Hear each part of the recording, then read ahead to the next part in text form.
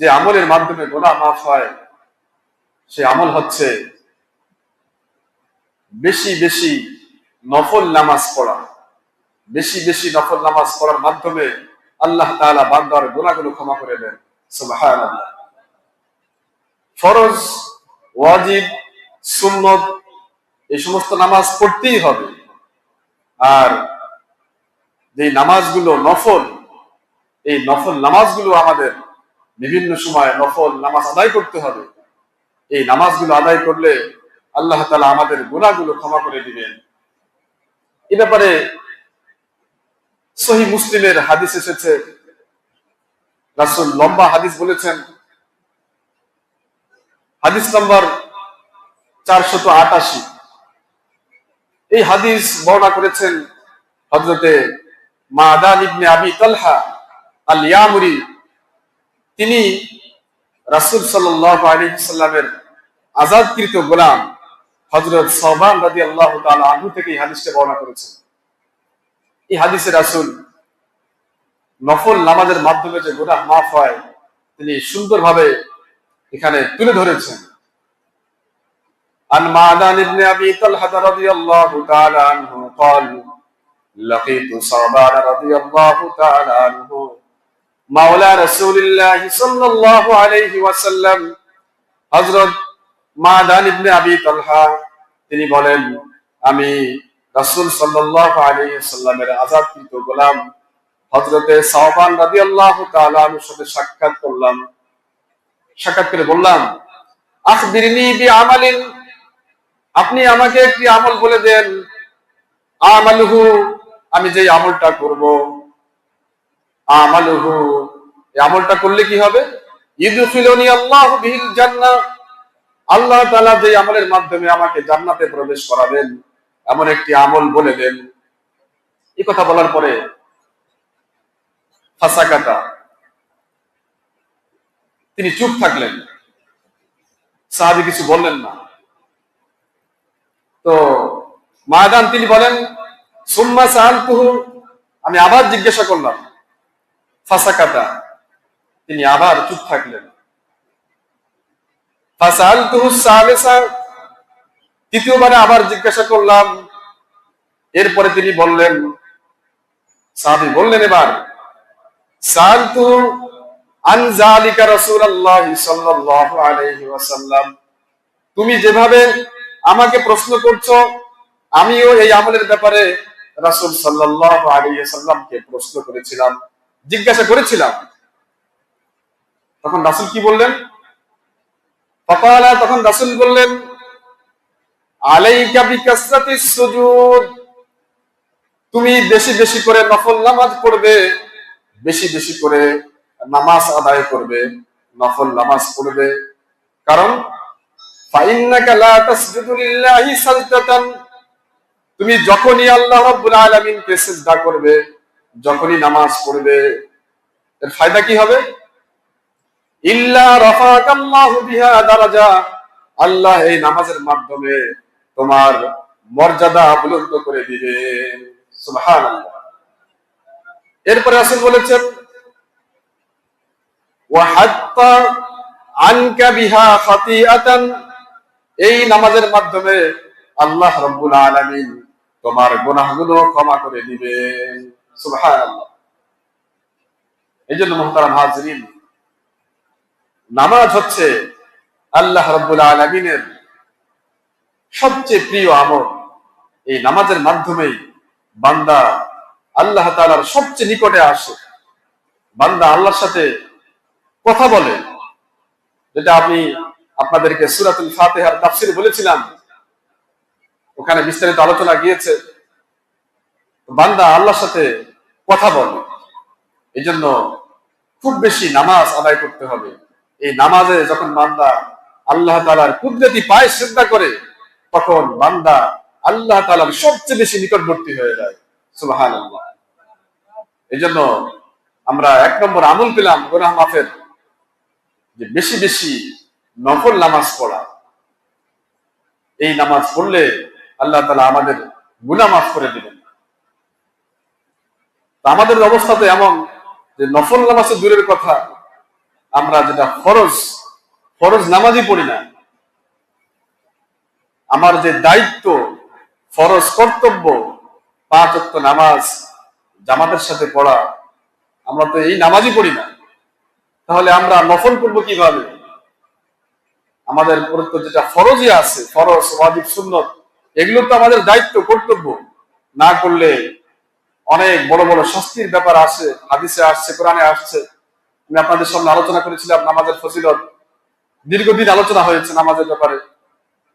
মুহতারাম হাজিরিন, এই জন্য ফরজ আদায় করব, ওয়াজিব আদায় করব, সুন্নত পড়ব, এরপরে নফল নামাজও বেশি বেশি পড়ব। তাহলে আল্লাহ তাআলা আমাদের গুনাহগুলো ক্ষমা করে দিবেন। এই জন্য আমাদের এর প্রতি খুব লক্ষ্য রাখতে হবে। তো আমরা একটা আমল পেলাম। আমরা অনেকে আছে আমল শুধু শুধু শুনি, বয়ান শুনি, কিন্তু মনে রাখি না। আমাদের এমন কেউ আছেন যে গত সপ্তাহে বলতে পারবেন যে গত সপ্তাহে কি আলোচনা হয়েছিল? গুনাহ কোন কারণে গুনাহ মাফ হয়, কোন আমলে গুনাহ মাফ হয়? গত সপ্তাহে 7-8টা আমল আলোচনা হয়েছিল। কে আছেন যে বলতে পারবেন 2-1টা? এবং বাস্তবে আমল করছেন, এরকম কে আছেন? আমাদের আমল এগুলো শুনতে হবে আমলের নিয়তে। শুধু শুনলাম, হাদিস ভালো লাগলো, এই পর্যন্ত শেষ, ব্যাপারটা এমন না। আমল শুনতে হবে, মনে রাখতে হবে এবং আমলও করতে হবে, শুধু শুনলে হবে না। মুহতারাম হাজিরিন, 2 নম্বর আরেকটি আমল হচ্ছে, মানুষ দুনিয়াতে থাকবে, এখানে আপদ বিপদ আসবেই।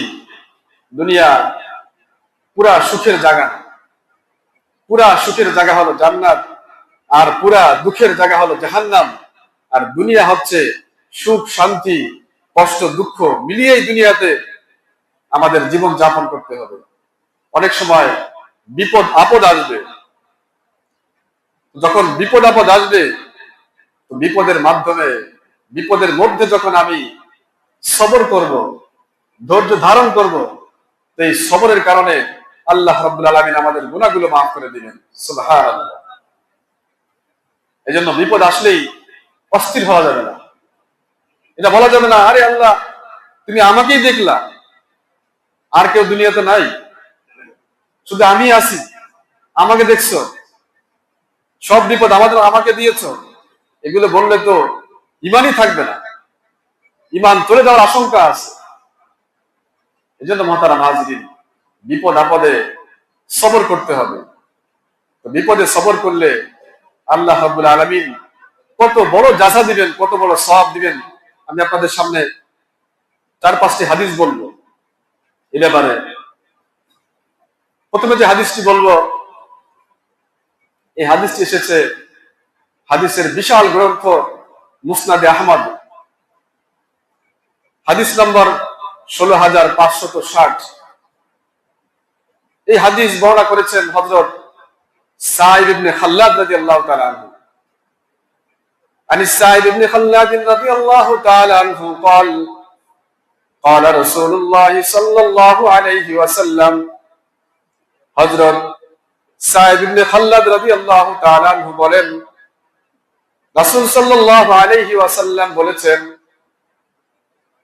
মা মিন শাইইন ইউসিবুল মুমিনা হাত্তা শাওকাতি, মা মিন শাইইন, যে কোনো বিপদ, ইউসিবুল মুমিনা, মুমিনের যে কোনো বিপদ হয়, যে কোনো মুসিবত আসে, হাত্তা শাওকাতি, এমন কি সাধারণ যদি একটা কাঁটাও ফুটে, তাহলে কি হবে?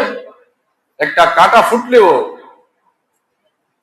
হাত্তা শাওকাতি তুসিবুহু, একটা কাঁটা ফুটলেও, এটাও তো একটা বিপদ। কাঁটা ফোটা এটাও একটা বিপদ। সামান্য থেকে সামান্য বিপদ যদি আসে মুসলমানের, তাহলে কি হবে? ইল্লা কাতাবা লাহু হাসানাতান, আল্লাহ রাব্বুল আলামিন এই বিপদের কারণে, এই মুসিবতের কারণে এবং মুসিবতে ধৈর্য ধরার কারণে আল্লাহ রাব্বুল আলামিন তার নামে একটি নেকি লিখে দেন। সুবহানাল্লাহ। আরো কি করেন? ওয়া হাত্তা আনহু বিহা খাতিআতান, এবং এই বান্দার থেকে আল্লাহ রাব্বুল আলামিন গুনাহ মাফ করে দেন। সুবহানাল্লাহ। এজন্য বিপদ আসলেই পড়তে হবে ইন্না লিল্লাহি ওয়া ইন্না ইলাইহি রাজিউন।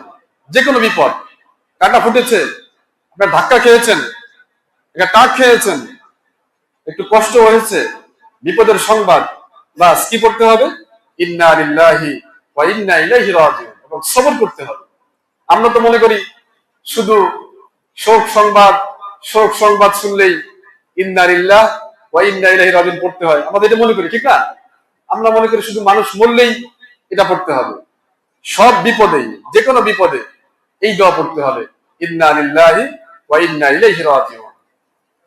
মুহতারাম হাজিরিন, তাহলে এই হাদিস থেকে আমরা বুঝলাম যে বিপদ আসলে সামান্য থেকে সামান্য কাটা ফুটলেও আল্লাহ রাব্বুল আলামিন আমাদের গুনাহ মাফ করেন, নেকি লিখে দেন। এজন্য সবর করতে হবে।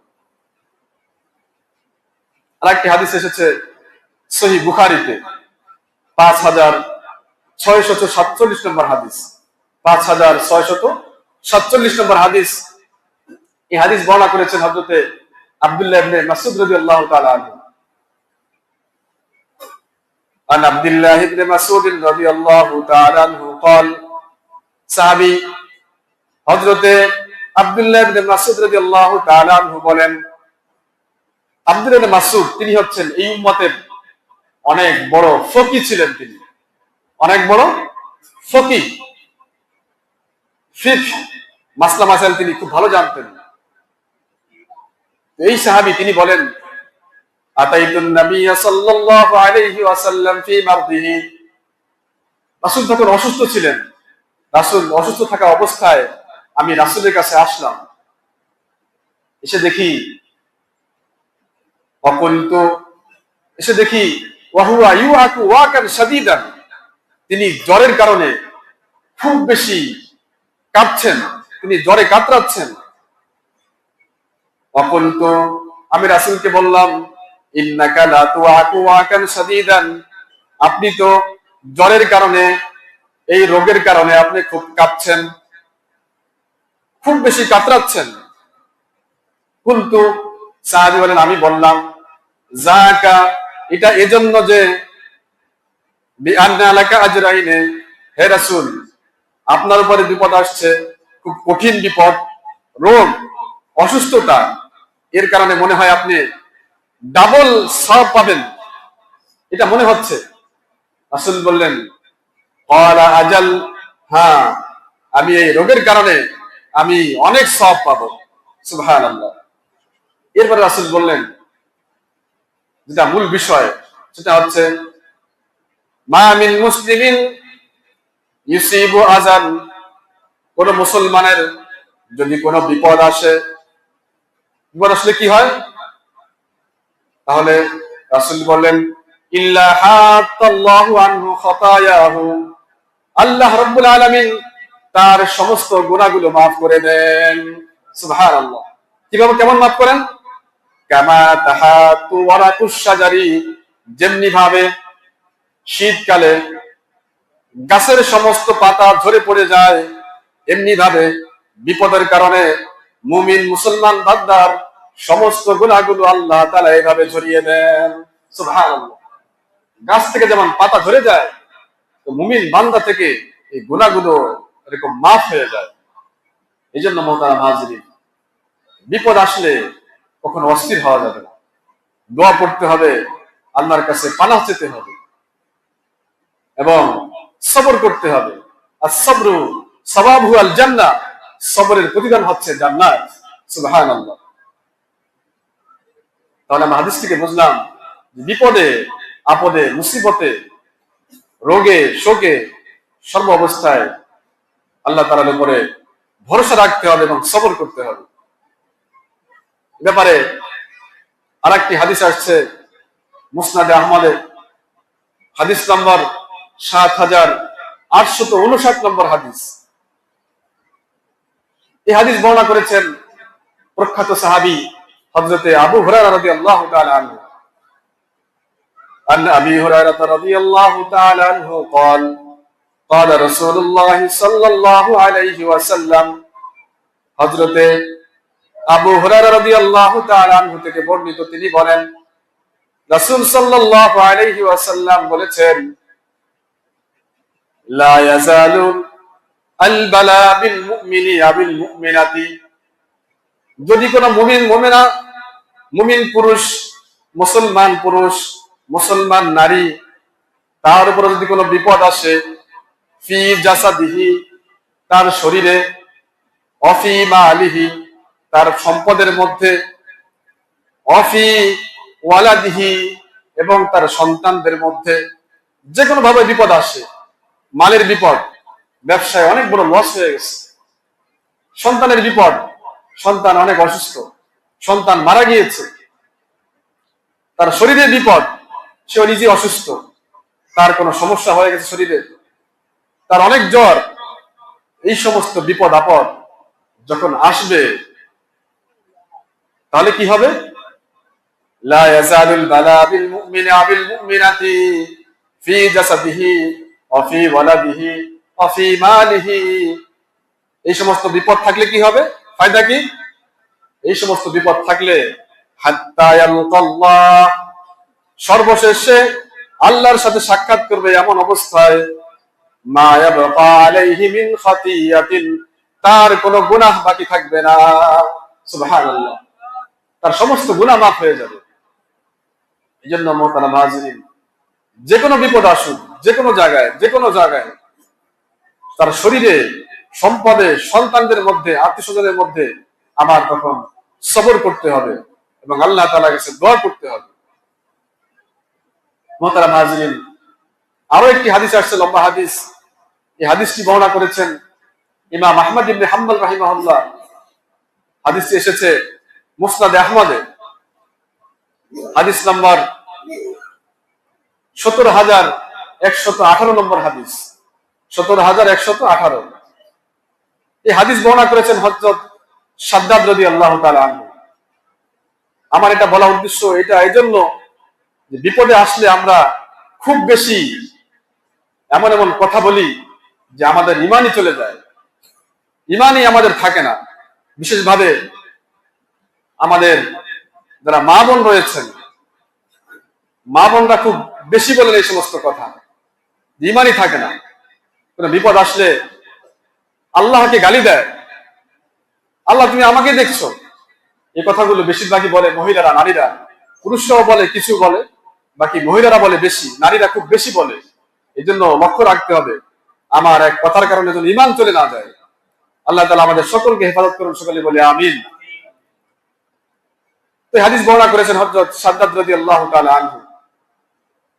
আন শাদ্দাদ রাদিয়াল্লাহু তাআলা আনহু قال, হযরত শাদ্দাদ রাদিয়াল্লাহু তাআলা আনহু বলেন, সামি'তু রাসূলুল্লাহি সাল্লাল্লাহু আলাইহি ওয়াসাল্লাম ইয়াকুল, আমি রাসূল সাল্লাল্লাহু আলাইহি ওয়াসাল্লামকে বলতে শুনেছি, তিনি বলেন, قال الله عز وجل, হাদিসে কুদসি। হাদিসে কুদসি কাকে বলে? কে বলতে পারবে? বলেন, কাকে বলে? আমি আগে কয়েকবারই বলেছি, হাদিসে কুদসি হলো আল্লাহ তাআলার কথা। সেটা আল্লাহ তাআলা কোরআনে বলেন নাই, রাসূলের মাধ্যমে হাদিসে বলেছেন, এটাকে বলে হাদিসে কুদসি। কফ দাল সিন, হাদিসে কুদসি। قال الله عز وجل, আল্লাহ তাআলা বলেন, ইন্নী ইযা বতালাইতু আবদাম মিন ইবাদি মুমিনান, যখন আমি কোন বান্দাকে, আমার মুসলমান বান্দাকে বিপদে লিপ্ত করি, বিপদে ফেলি, বিপদে ফেলার পরে সে কি করে? ফাহামিদানি, এবং সে ফাহামিদানি আলা মাবতালাইতুহু, আমি তাকে যে বিপদ দিয়েছি, বিপদ আসার পরে সে আমার প্রশংসা করে, আমার উপরে কোনো রাগ হয় না, আমার উপরে বিরূপ মন্তব্য করে না, সে আরো আলহামদুলিল্লাহ আলা কুল্লি হাল, সর্ব অবস্থায় ভালো আছি এটা বলে। এটা বললে কি হবে? ফাইন্নাহু ইয়াকুমু মিন মাদদাহি জালিকা, তাহলে এই রোগে শোকে আক্রান্ত ব্যক্তি সে বিছানা থেকে এমন ভাবে উঠবে, কায়াউমিন ওয়ালাদাতহু উম্মুহু, কায়াউমিন ওয়ালাদাতহু উম্মুহু, কেমন যেন তার মা আজকে তাকে সদ্য ভূমিষ্ঠ করেছে। সুবহানাল্লাহ, একেবারে গুনাহ মুক্ত হয়ে সে অসুস্থ থেকে সুস্থ হয়ে যাবে। যদি সে প্রশংসা করে এবং আল্লাহ পাকের হাম করে বিপদ আসার পরে। এরপরে আল্লাহ তাআলা বলছেন, রাসূল বলেন, ওয়াকালা রাব্বু আযজা ওয়া জাল, আল্লাহ তাআলা বলেন, আনা কাইয়াতু আবদি, আমি আমার বান্দাকে বিপদ দিয়ে, রোগ দিয়ে তাকে আমি আটকে ফেলেছি। ওয়াবতালাইতু, তাকে আমি বন্দী করেছি। অতএব হে ফেরেশতারা, ফাজরু লাহু কামা কুনতুম তুজরুনা লাহু ওয়া হুয়া সহিহুন, সে সুস্থ অবস্থায় যে সমস্ত নেক আমল করত, এই সমস্ত নেক আমলের সব তার আমলনামায় লিখে দাও। সুবহানাল্লাহ।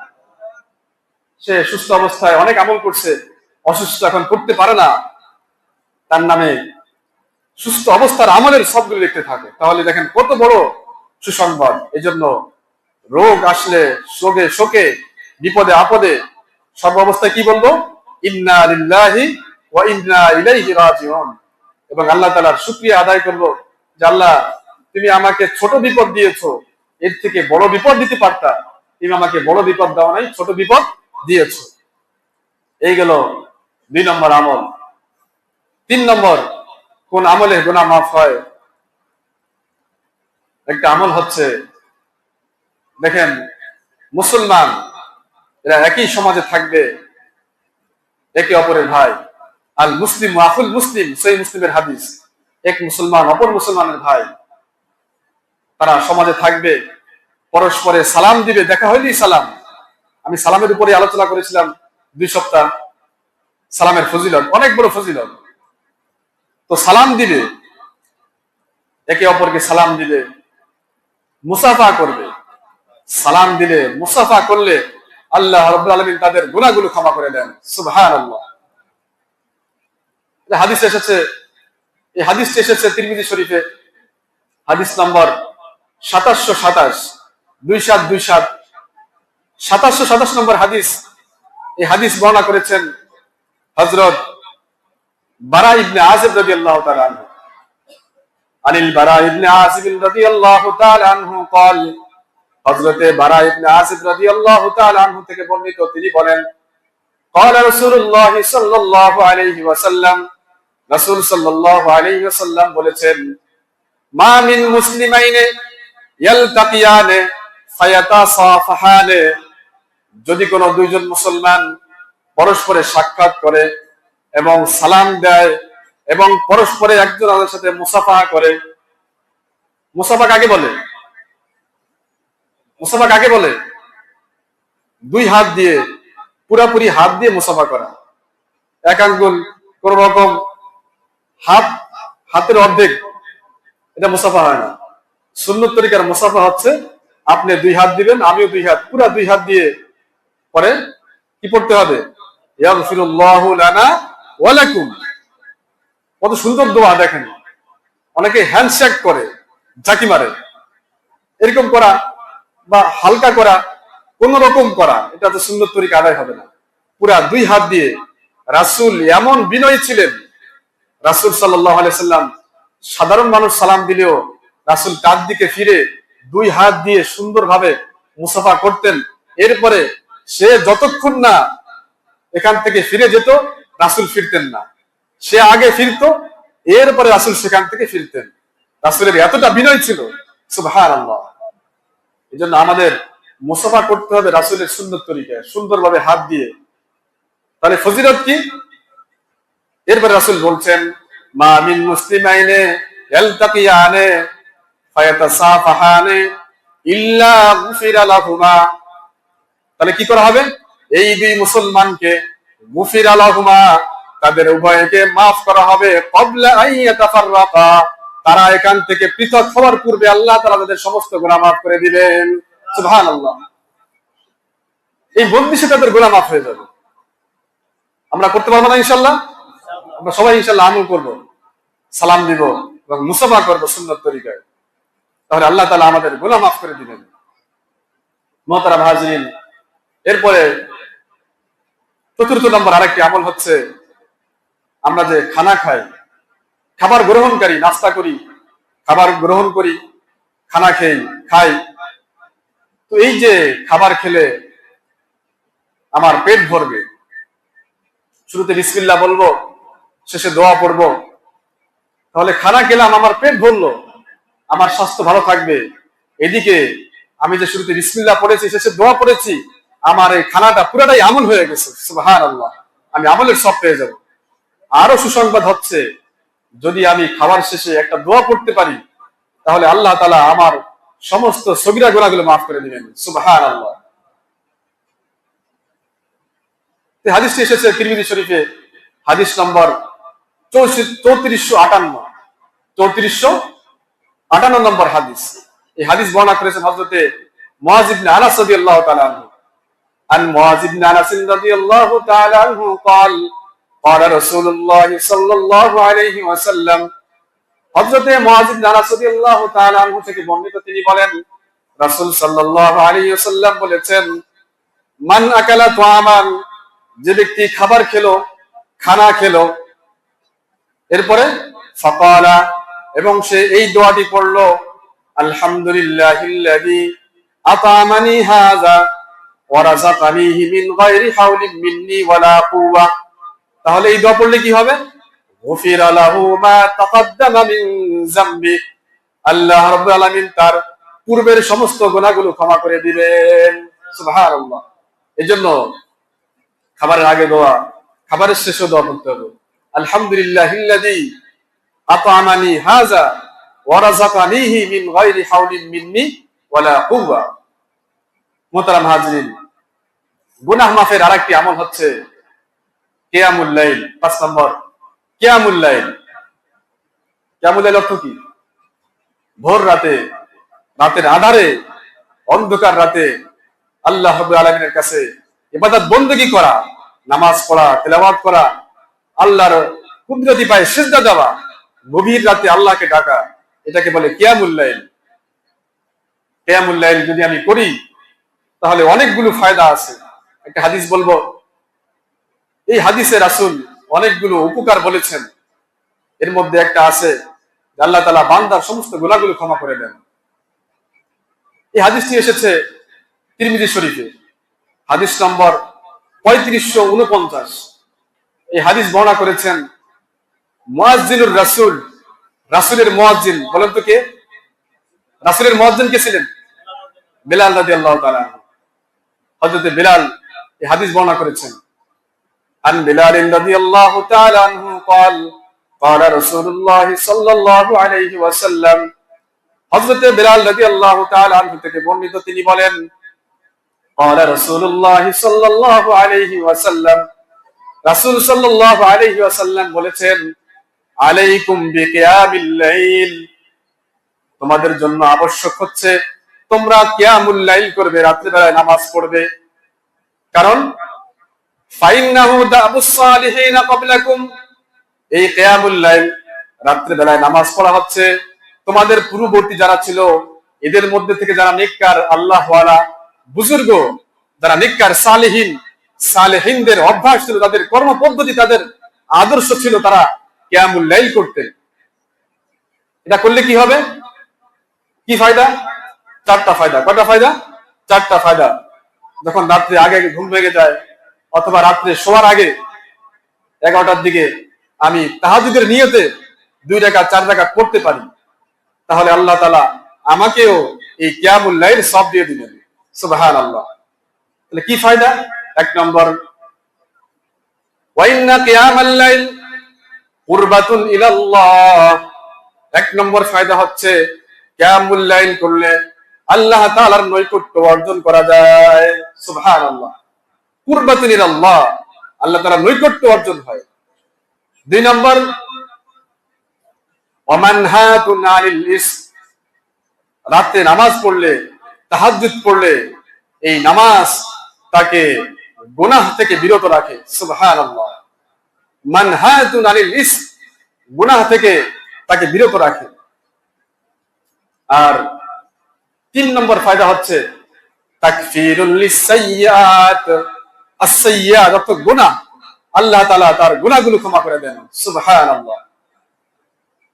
আর 4 নম্বর ফায়দা হচ্ছে ওয়া মাতরাদাতুল লিদ্দাই আনিল জাসাদ, তার শরীর থেকে আল্লাহ রাব্বুল আলামিন সমস্ত রোগ ব্যাধি দূর করে দেন। সুবহানাল্লাহ।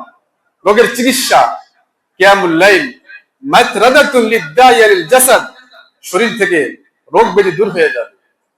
এজন্য আমাদের এই আমলগুলো করতে হবে। আরেকটি আমল বলেই, সময় প্রায় শেষের দিকে, আরেকটি আমল বলে শেষ করে দেবে ইনশাআল্লাহ। 5 নম্বর আরেকটি আমল হচ্ছে মৃত ব্যক্তিকে গোসল দেওয়া। মৃত ব্যক্তিকে গোসল দিলে আল্লাহ রাব্বুল আলামিন গুনাহ মাফ করে দেন। সুবহানাল্লাহ। এই হাদিসটি এসেছে ইমাম বাইহাকি রাহিমাহুল্লাহর কিতাব আস-সুনানুল কুবরা, হাদিস নম্বর 6655, 6655। এই হাদিস বর্ণনা করেছেন প্রখ্যাত সাহাবী হযরত আবু রাফি। আন আবি রাফি রাদিয়াল্লাহু তাআলা আনহু قال, হযরত আবু রাফি রাদিয়াল্লাহু তাআলা আনহু থেকে বর্ণিত, তিনি বলেন, قال রাসূলুল্লাহ সাল্লাল্লাহু আলাইহি ওয়াসাল্লাম, রাসূল সাল্লাল্লাহু আলাইহি ওয়াসাল্লাম বলেছেন, মান গাসসালা মুসলিমান, যে ব্যক্তি কোন মৃত মুসলমানকে গোসল দিবে, ফাকাতামা আলাইহি, এবং তার দোষ ত্রুটি গোপন রাখবে, তাহলে কি ফায়দা হবে? গফারাল্লাহু লাহু 40 মাররা, আল্লাহ রাব্বুল আলামিন তাকে 40 বার ক্ষমা করে দিবেন। সুবহানাল্লাহ। 40 মাররা। আমল ছোট কিন্তু সব কত বড়। আল্লাহ তাকে 40 বার ক্ষমা করবেন। আরো কি ফায়দা? ওমান হাফারা লাহু, আর যে ব্যক্তি মৃত ব্যক্তির জন্য কবর খনন করবে, ফাআজান্নাহু, এবং তাকে কবরে শয়ন করবে, তাকে কবরে শোয়াবে, তাহলে কি হবে? ফাজরা আলাইহি কাআজরি মাসকানিন আসকানাহু ইয়াহু ইলা ইয়াউমিল কিয়ামা, তাহলে আল্লাহ তাআলা তাকে, ওই মৃত ব্যক্তিকে কিয়ামত পর্যন্ত বাসস্থানের ব্যবস্থা করার সব তার আমলনামায় লিখে দিবেন। সুবহানাল্লাহ। তাকে বাড়ি করে দেওয়ার, তাকে বাসস্থানের ব্যবস্থা করার সব দিবেন। আরো ফজিলত আছে, ওমান কাফানাহু, আর যে ব্যক্তি মৃত ব্যক্তির কাফনের ব্যবস্থা করবে, কাপড়ের ব্যবস্থা করবে, কাসাহুল্লাহু ইয়াউমাল কিয়ামা, আল্লাহ তাকে কিয়ামতের দিনে তাকে কাপড় পরাবেন। কি কাপড়? মিন সুন্দুসিন ওয়া ইস্তাবরাকিন জান্নাহ, আল্লাহ রাব্বুল আলামিন তাকে কিয়ামতের দিন জান্নাতের মিহি মিহি একেবারে পাতলা এবং পুরো কাপড়, জান্নাতের যে রেশমি কাপড়, তাকে আল্লাহ তাআলা পরাবেন। সুবহানাল্লাহ। তাহলে মৃত ব্যক্তিকে গোসল দেওয়া, তাকে দাফন দেওয়া, কাফন করা, এটা অনেক বড় সওয়াবের বিষয়।